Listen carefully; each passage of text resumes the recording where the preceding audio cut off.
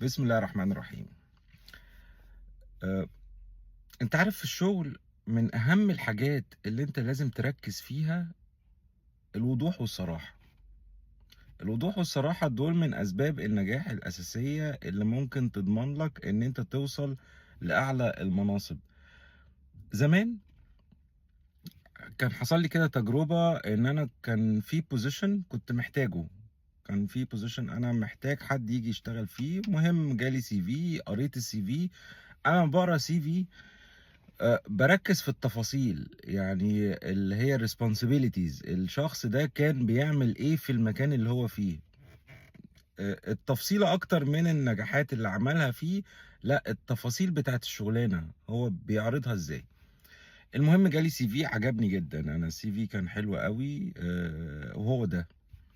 المهم عينت الشخص ده. ولما عينت الشخص ابتديت في فترة البروبيشن اللي هي ال3 شهور دي. انا عارف التفاصيل لأن في حاجات عجبتني، في تفاصيل عجبتني.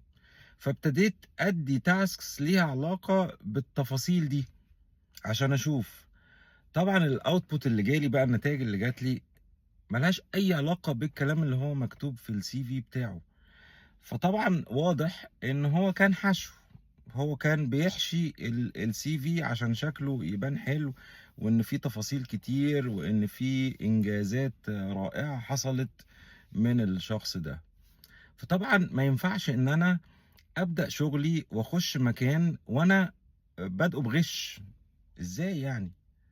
فنصيحة، لما تحب تخش مكان تشتغل فيه، خليك واضح وخليك صريح وخليك على قد امكانياتك. اعرض امكانياتك، ما تستقلش امكانياتك حتى لو هم 3 سطور عادي، مفيش مشكلة. مش لازم تكتب صفحة بحالها من الانجازات، حتى السي في طويل اصلا شكله مش ظريف يعني. فخليك واضح وخليك صريح. واتكلم على قد امكانياتك. لان الشغل ده مش بايد اي حد، الشغل ده بايد ربنا. والسلام عليكم ورحمة الله وبركاته.